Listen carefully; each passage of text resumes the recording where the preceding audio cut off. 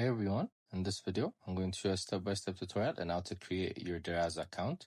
So first, we're going to download the app, then click on it once it's finished.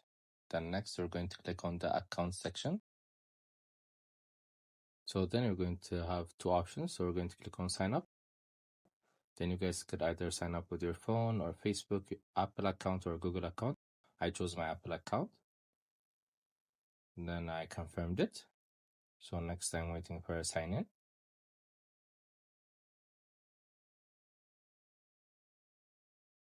So once it loads, it's going to tell you that your registration has been successful. As you can see, my registration is successful.